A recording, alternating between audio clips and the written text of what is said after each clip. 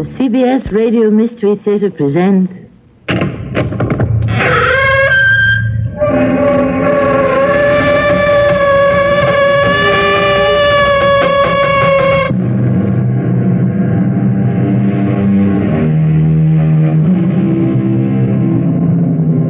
Welcome. Come in. I am Tammy Grimes.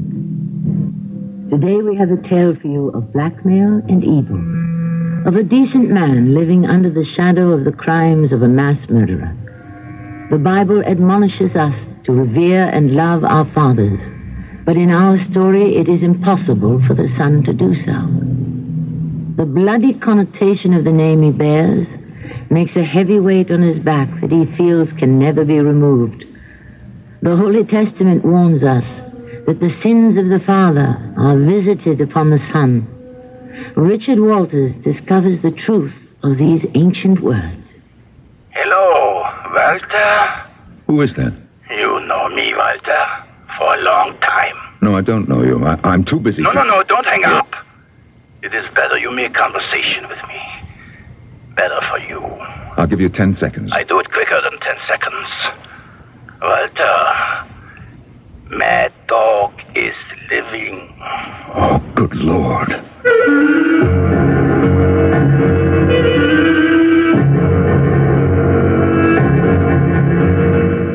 Our mystery drama, Funeral Without a Corpse, was written especially for Mystery Theater by Sidney Sloan and stars Norman Rose. I'll be back in a moment with Act One.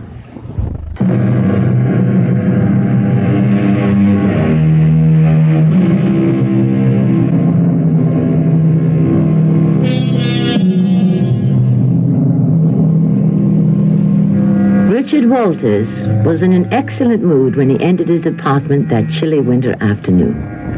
There was a pleasant wood fire burning, and Pauline was waiting for him with a cool drink. Seeing his attractive wife standing there, smiling at him, he thought that fortune had been very good to him. He was a successful lawyer and was now serving his city as district attorney. His political party had spoken to him about running for governor. His future looked bright. Darling, right on time. Your secretary called and said you'd be home early. Yes, she told me you called and said that it was important. What's the secret? No secret, Richard. You know we've had this dinner date for weeks. It's for you. You are going to be tapped on the shoulder and told that they want you to run for governor. Oh, that. So you know about tonight. Mm-hmm. I wanted to surprise you. That's why you're all done up, Oh, Richard, you're impossible. You know how important this is to your career, and you seem to treat it with such indifference. Not indifference. I'm very excited and trying not to show it. But I was wondering whether I should accept. Accept? Richard, it's an important step up for you, your career. Well, I wanted to see how you felt about it. If you would rather I went back into private practice. And give up the chance of being governor?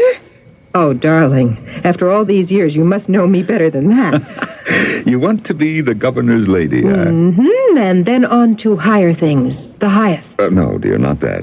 I'd have to be a native-born American to get that high office. I don't see why. Well, in the Constitution, and I don't think that Congress is about to change it just to make you First Lady, you'll just have to be satisfied with First Lady of the state. Well, if you're first man, that will be good enough for me. Oh, Richard Walters for governor. Well, you better get into your dinner jacket and black tie. Don't rush me. Oh, Richard, a call came for you earlier.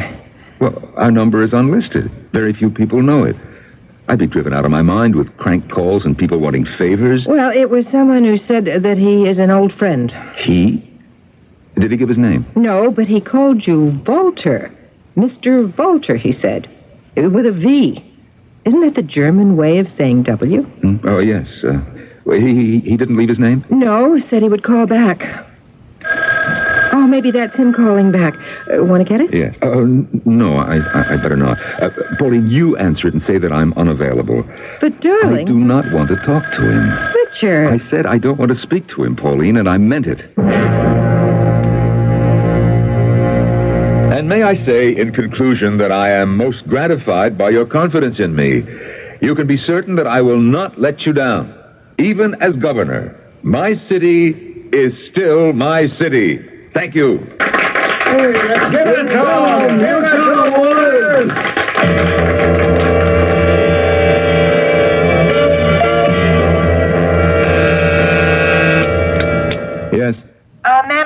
Mr. Walters says he's an old friend. Didn't give his name. Said he wanted to surprise you. Look, I am busy with the Lombardi case, and I don't like surprises.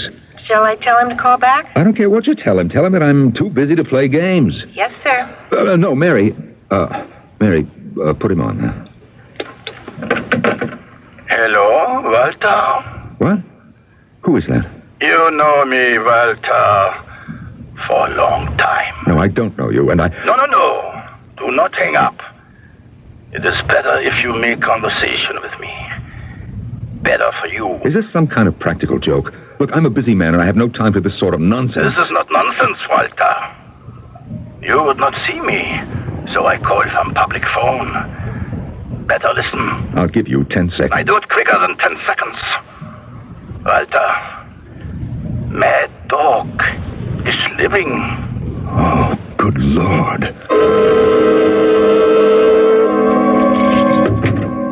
Richard, that you? Yes, dear. Well, your unlisted phone's been ringing all afternoon. Did you answer it? You told me not to. You look worried. Worried? What about? Why should I be worried? I don't know, but you're fidgety. You didn't sleep very well last night.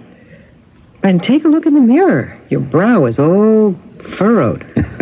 You sure worry about me, don't you? Yes, I do. You're very important to me. Oh, Pauline, after all these years. I love you, Richard, and I'm unhappy when you're unhappy. Now, come on, tell me what it is. Well, it's nothing. It says telephone calls that you don't want to answer. Afraid to answer? Afraid? Yes, you're right. Afraid describes it very well. Tell me. I can't. Maybe I can help. No one can help it. It has to be my secret. Forever? It's something in your past? That I can tell you. It is something long past. Oh, I see. Now, wait a minute. I don't think I like the sound of that. It's another woman, isn't it? What? Oh, Pauline. Someone you loved a long time ago? It's ridiculous. I'm not jealous, Richard. You are jealous. And I love you for it. It's very flattering. But you have nothing to worry about on that score. Then why can't you tell me? Because it's something that may change my entire life, perhaps destroy it. Nothing can change my love for you. I wouldn't be too sure of that, Pauline. Aren't you going to answer it? I may as well.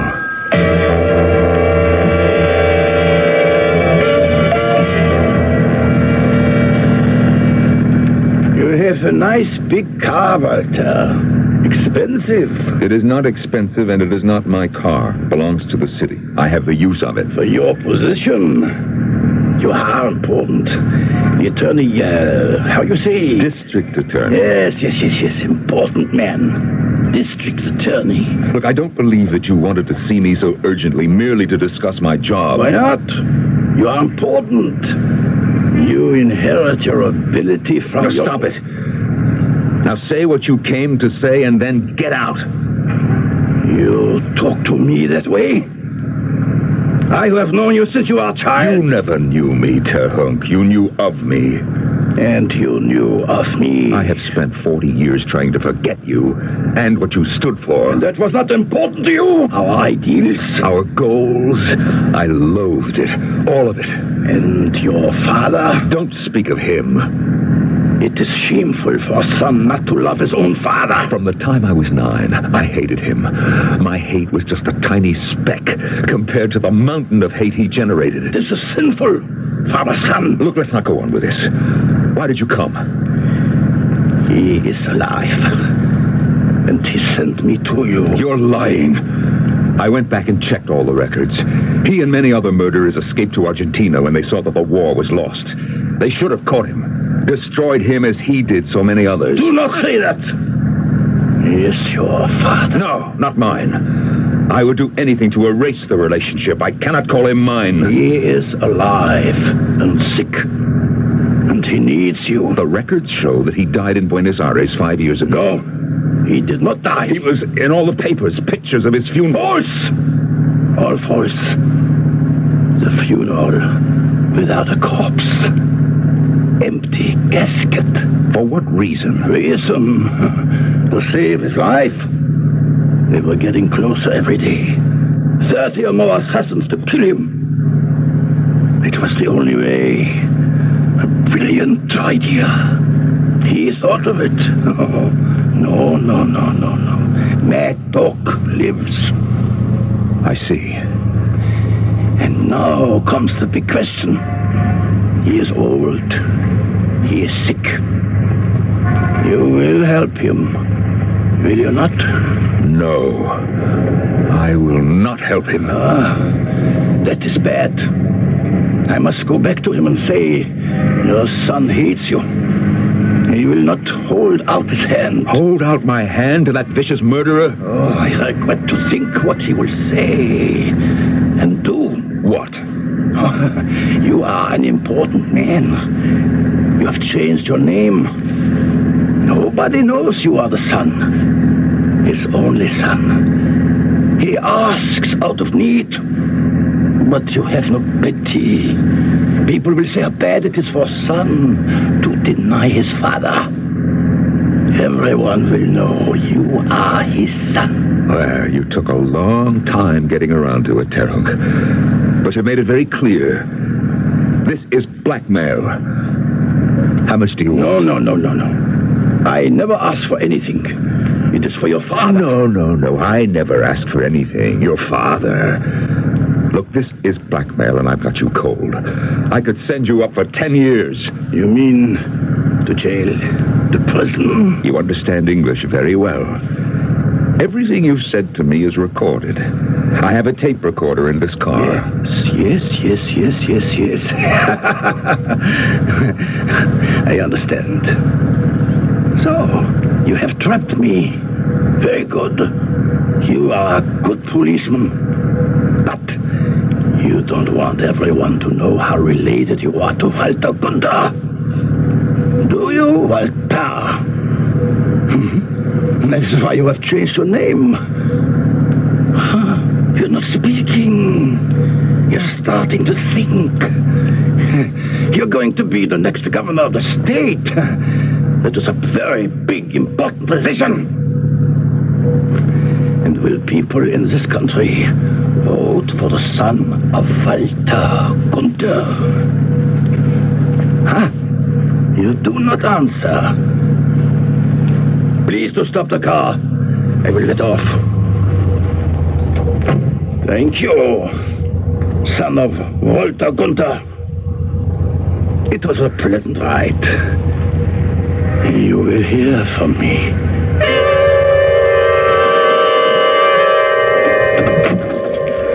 Richard, that you? Yes, Pauline. Darling, you're so late. I called your office and they said that I went out and I didn't come back to the office. Where were you? Well, I was just driving around, Have you had dinner? Irma put your plate in the fridge. I can warm it up. Oh, thank you, dear. I'm not hungry. Glass of milk? Nice piece of chocolate cake? Irma made it for you, your favorite. Well, thank Irma for me. Oh, I'm exhausted.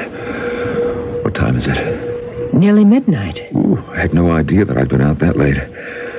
Well, I think I'll have a shower and hit the hay. Richard, something's bothering you. You know, Pauline, you're wonderful. You're always the first to notice. Can't you tell me? Can't you? I'm going to tell you. I must. Now? No. Not now. You see, I've got to get my courage up first.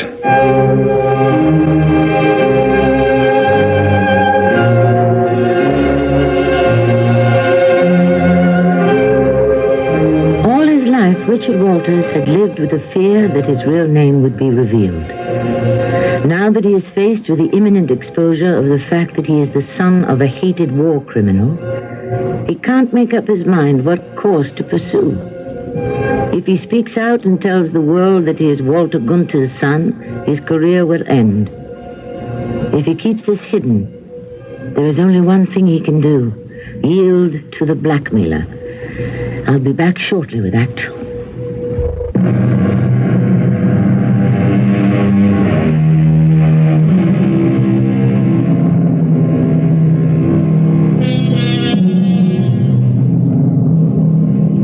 Despite the fact that Richard Walters trusts Pauline, his wife, he cannot bring himself to tell even her his secret. He has held it to himself so long that it is an effort to let go. To tell someone else the shame and unhappiness that secret has cost him. As for the rest, he is certain that he will be forced to give up all the constructive things he has done with his life and sink into oblivion. He sits in his office, still undecided. Richard Walters' office, may I help you? Oh, yes, Captain Gallagher, I'll connect you. Yes. Oh, Neil. What? Oh, yes, my unlisted phone, thanks. What's the new number? Uh-huh. Well, you know the people who get that information. Please take care of it. Let me have that number again. 555-8763. I got it, Neil, thanks. Yes, Mary? A man to see Mr. Walters and Mr. Terhunk. Oh, yes, Mary, I've been expecting him. Is it the witness on the Lombardi case? Mm-hmm. Well, yeah, the Lombardi case. Mm-hmm. Well, then you want me to take down his statement? No, not right now. I want to go over it with him first. Yes, sir. I'll send him right in. Oh, come in. Come in, Mr. Terhunk. You've got your nerve barging in here. You know this would be very bad for me. Please, Walter. This is the only way I can reach you. I call up on your private number. It has been changed. I call your number of your house. Also changed. So how else can I discuss with you our important business? What do you want? Whatever it is, I'll try to give it to you. Tell me. Now you are being more cooperative. Is that not the right word? Yes. Yes, that's the right word. The right word is dollars. I will need them right away. How much? Very small. Not much. Now, you are a man with dollars. Are you not? Look, I am not rich. I work for my money. How much? 5,000. That is all. I do not ask unreasonable money. For your information, 5,000 is a lot of money to me. Oh, I am so sorry. I would not ask if I did not need. Yes. Well, it'll take me a little time to get it for you. Yes. It will take a little time. That is no matter. Well, I'm glad to see you're not expecting me to pull it out of my hat like a stage magician. Very amusing. You will have the money for me at 9 o'clock tomorrow morning, yes? I will be waiting. 9 o'clock? Tomorrow. In front of your bank. I will be waiting. First National Republic Bank. It opens at 9. You will be there when the door opens. And you will have some money for me in bills, small bills, $10, $20, not larger. Is that clear, Walter? That is not going to be easy. Is that clear, Walter? Yes. Cold and clear, like a weather report. Good. I will meet you at 9 tomorrow.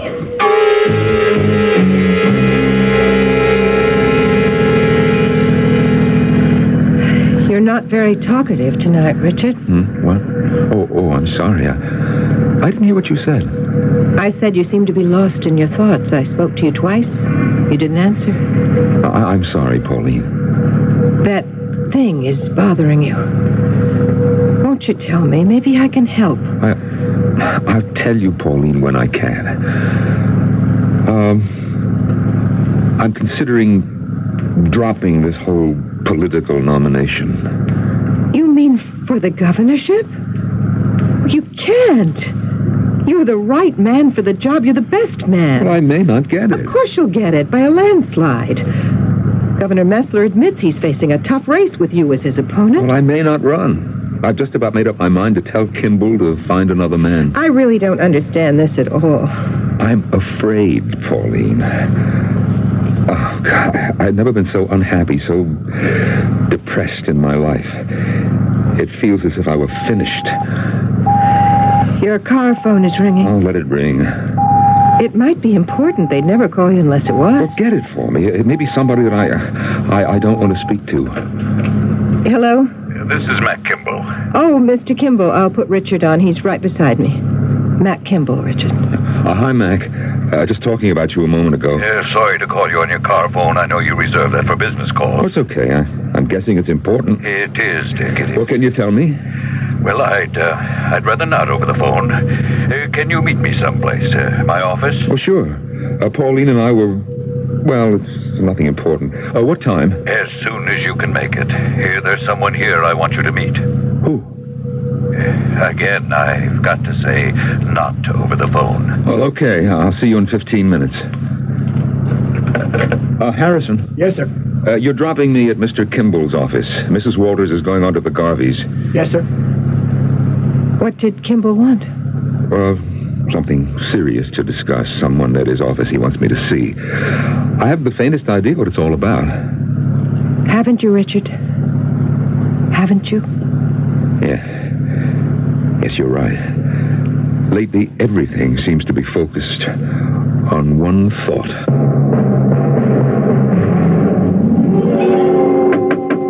You come in. Well, Dick, you made it in 12 minutes on the dot. Put me down as a prompt guy. Shut the door, will you?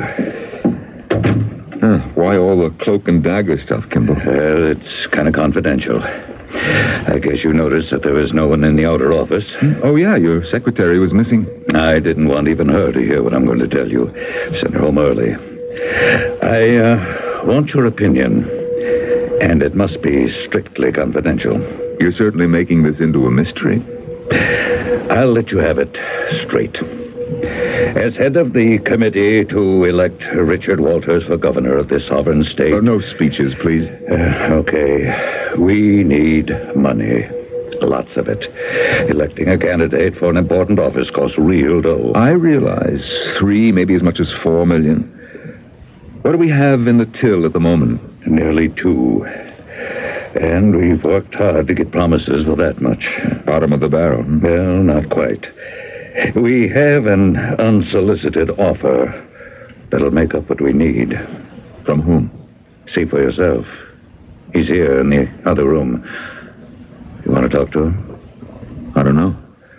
I've been around long enough to know that no one makes an offer like that out of the goodness of his heart. He wants something. What? He hasn't said. He wants to speak to you. No, Mac, no deal. I've never played politics, and I don't intend to start now with future promises for favors. Not even to be governor. Not even for that. Well, aren't you curious to know who it is? Yes. And I'd like to warn him before he starts to talk that one hint of a deal and I'll go to work on him. Now let him come in. Yeah, sure. Just as you say. Call him in. Yeah. Come in, Max. Max Kiro? Yes, Mr. Walters, Max Kiro. Tell him what I said, Kimball. He says it's no deal if you want something in return. I ain't asking for nothing. Didn't I tell you that, Kimball? Nothing? No favor? Nothing means nothing, Mr. Walters. I don't get it. You're willing to give $1 million for no reason at all? I'm clean now. You sent me up. I did my time. I got paroled in 3 years. And I thought it over when I was in stir. What was the point of it, huh? My 2 brothers I lost, my father dead, body never found. And what for? For money. Dirty money, Max. We know all this. Yeah. Dirty money. I didn't have nothing when I came out of the pen. I started fresh with a few bucks I got from the insurance on my father. Come on, you didn't come here to give me the sad story of your life, Max. Mr. Walters, I got the money to help you. I got a big sanitation business, a big laundry business, real estate. It's all clean money. Legitimate. You sure? Clean? Clean. I made it honest. Go ahead, get your CPAs to go over my books. I'm clean. You sure you didn't launder some of the dirty bucks in your laundry? That ain't funny. Now, look, I come here and I make an offer of $1 million for Mr. Walters' run for governor. I mean it. Why? That is the big question. Because you did something for me. And I want to pay you back. Did something for you? I sent you up for 7 years. I wanted to send you up for life, but I couldn't get enough evidence. And you want to help me? Mr. Walters, when I was in stir, I got to thinking. I knew I didn't want no more of the kind of life I had. You know, I started to read in a prison library. I never read a book before. It was an education. Okay, cut it short, Max. It changed your life. It sure did. And it turned out good for me. You know, if I'd have kept up the old life, I'd have been dead, like my brothers and my father. Mr. Walters, you did it for me. You know, this is the most amazing story that I have ever heard. Yeah? What do you say, Richard? Well, I'm flattered. I don't know what to say. Look, give me a day or so to think it over. There are several reasons why we should not accept. And one very good reason why we should. Thanks, Max, for your generous offer. We'll let you know.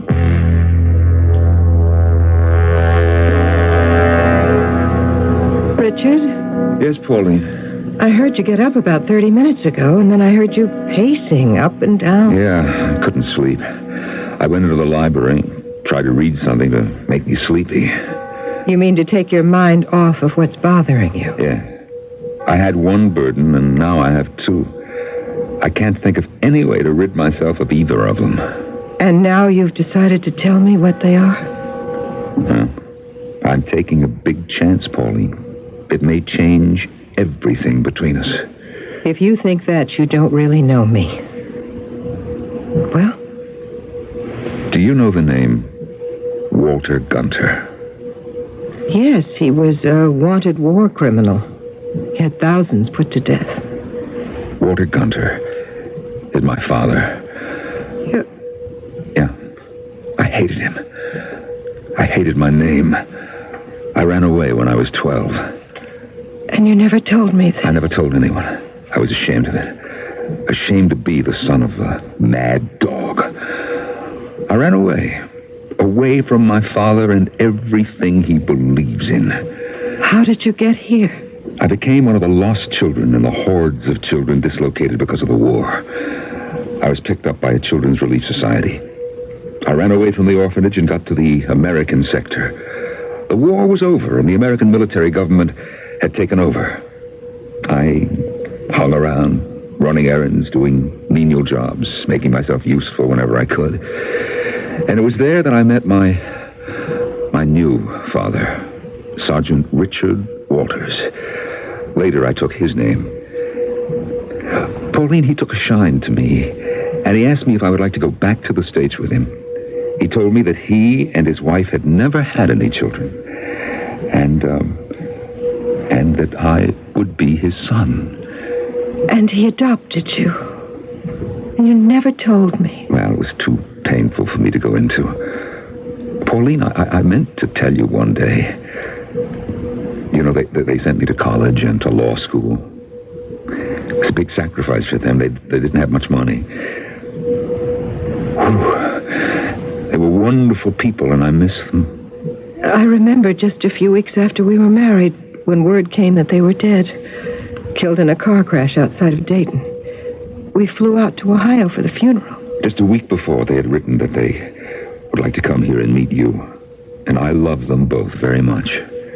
If the truth gets out that I'm the son of Walter Gunter, the mad dog murderer... Tell everyone the truth. Tell them what happened. No, it won't help. My career will be over. Richard, you can't go on this way. I'm being blackmailed, Pauline. Right now, I am being bled dry just so I can hold the secret. You mean that man, Terhunk? Yeah. Yes, I've given him quite a bit of money.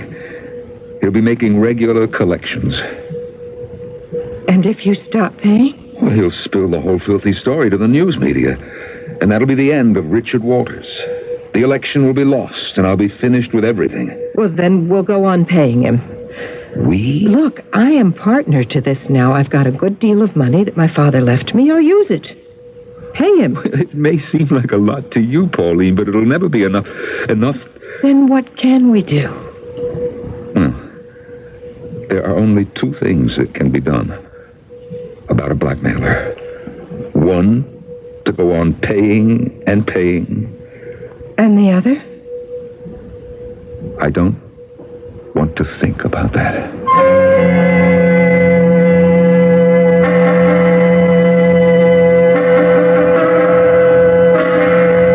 Richard has told Pauline that he doesn't want to think about the alternative to paying and paying his blackmail. But she knows what he means. He can see no light at the end of the long and gloomy tunnel. He knows he will continue to give Terhunk what he wants until there is no more to give. I'll be back shortly with Act 3.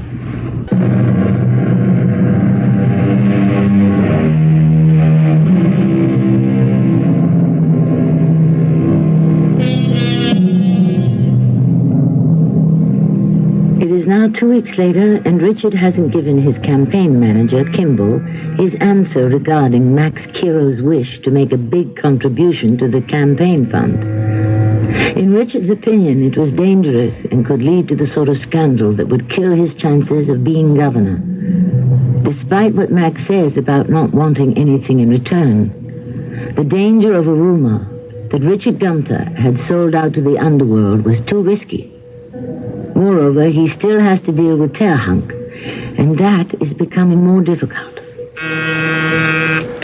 Yes, Mary? Call for you, Mr. Walters and Mr. Terhunk. Oh, put him on hold, Mary. Yes, sir. And have Captain Gallagher put a find on him. You want to know where he's going? That's what I mean. Call me back as soon as Captain Gallagher... No, wait a minute. On second thought, Mary. Cancel that. Cancel? Yeah, I changed my mind. Is Terhunk still on hold? I'll take it. Yes? You are being, how to say, jealous. Are you trying to make me annoyed? I do not like treatment of this nature. Oh, I'm sorry, Terhunk, but I was busy and I couldn't speak with you immediately. You will understand this, Walter, that I am most important. I will come first. Your other affairs will wait till I am complete. You want money again? Oh, you are surprised. Have you not expected that I would need it? Your father would need it? Yes. 5,000 small bills. 9 o'clock. In front of the bank. I will be waiting. Oh, you are quick to learn. A good student.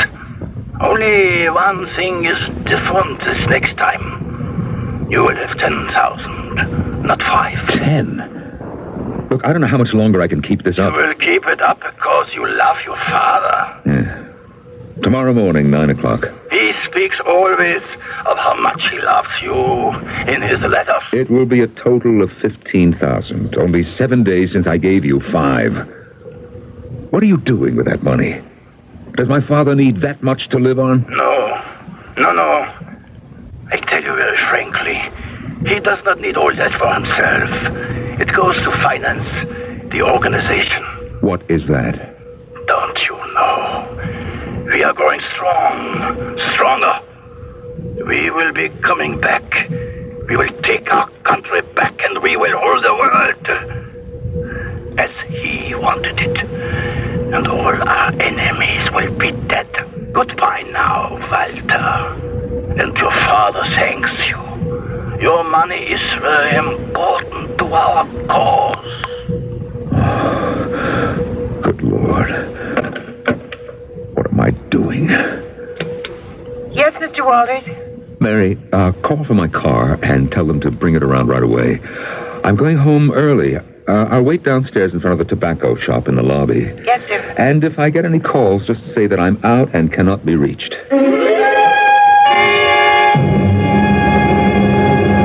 Hello, Mr. Wolf. What?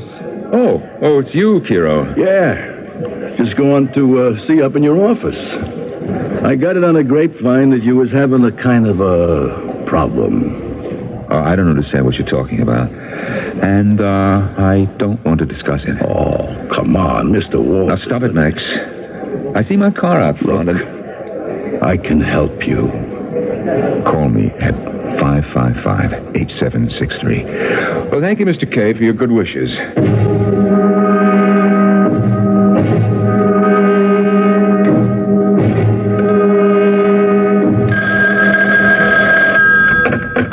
Hello? Mr. Walters, it's Max. Can you talk? Yeah. Yes, I'm alone. Go ahead. I said I could help you. How? You got a leech on your back. What? A bloodsucker. A leech. Yeah, what you're saying is that I am being blackmailed. How do you know? I know. I still got connections. I know. I want to do something about it. What? Get him off your back.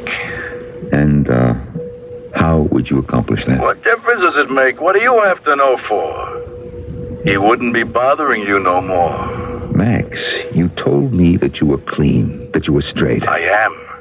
And that's the truth. I know what you mean when you say you'll stop him, Max.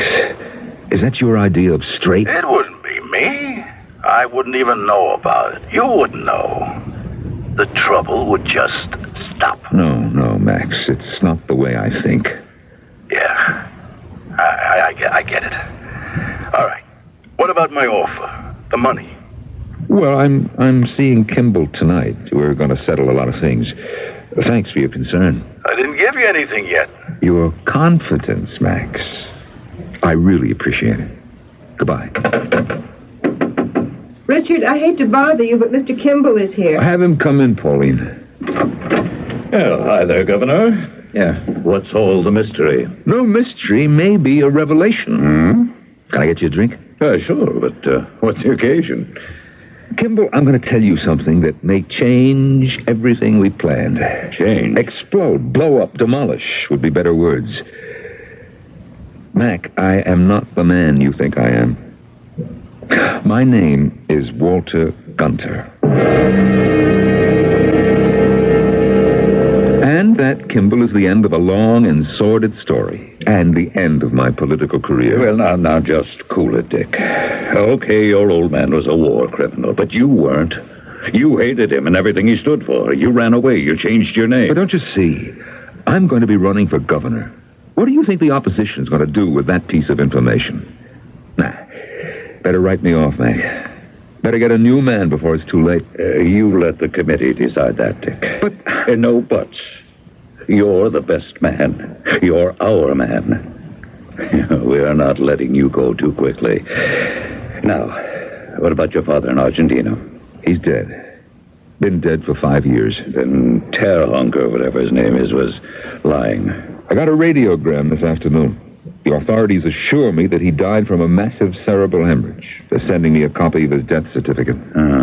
Lying or not, the fact that your father is dead doesn't change matters.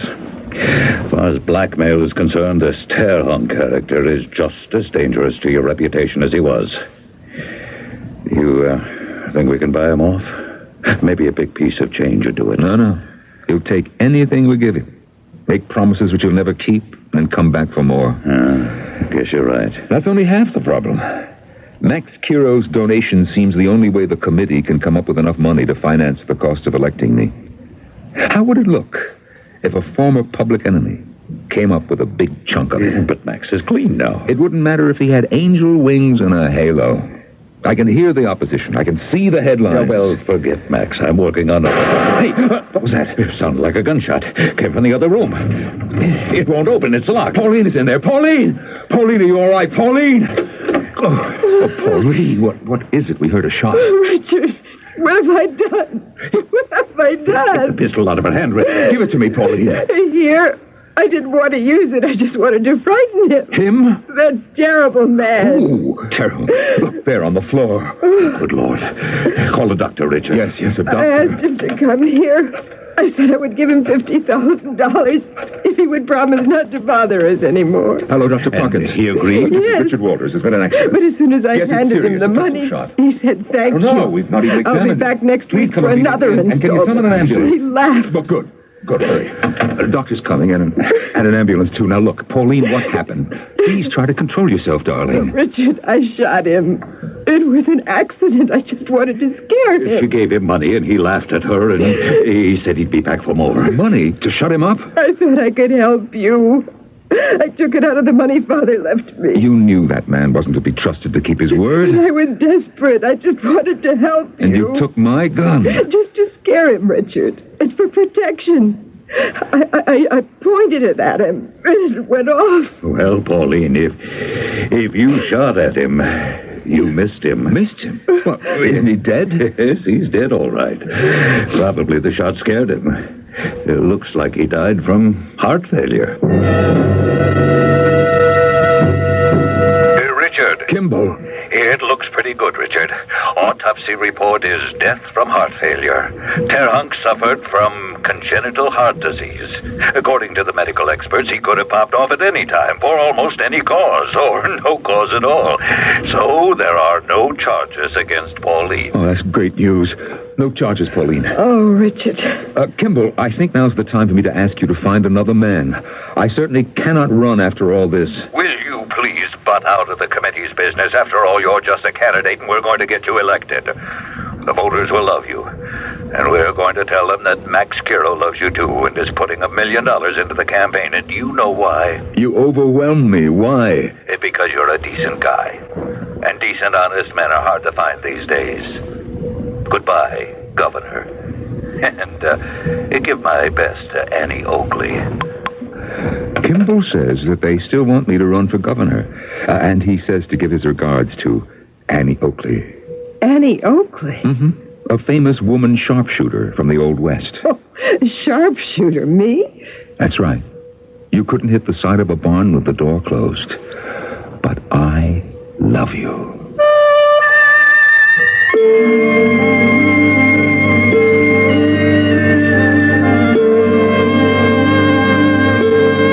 And 75 days later, when Richard Walters stood on the steps of the State House to take his oath of office, his smiling First Lady standing nearby with tears in the corner of her admiring eyes, he knew that it was worth all the problems and anguish.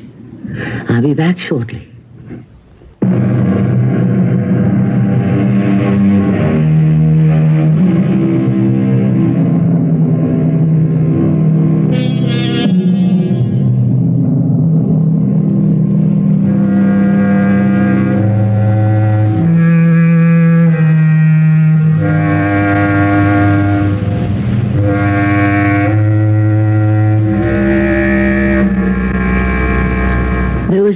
Very important that Richard Walters learned in his few long weeks of pressure and blackmail. It was the fact that nothing is so cleansing as exposure to sunlight. Once the truth is told, all the chains that bind a victim to the blackmailer dissolve, disappear. And Richard Walters can now look ahead with renewed strength to the job that faces him. Our cast included Norman Rose, Terry Keane, Bernard Grant, and Ray Owen. The entire production was under the direction of Hyman Brown. And now a preview of our next tale. Oh, look here. The drawer of my table. Why is it open? Excuse me. What are you picking up? My money box. It's been forced open. I had 10 kopecks of my own money in it and stamps. Are they all there? Oh, yes. Oh, but look at the lock, all scratched. And look, everywhere. Everything thrown about. My linen basket. This isn't the way I folded my clothes. The bed is pulled apart. Oh, Mashenka, are you all right? I mean, could I get you some water? Why were they here? What were they looking for? You were out with the children all day. You didn't know. Didn't know what? The mistress has lost a brooch worth $2,000. This is Tammy Grimes, inviting you to return to our Mystery Theater for another adventure in the macabre. Until next time, pleasant dreams.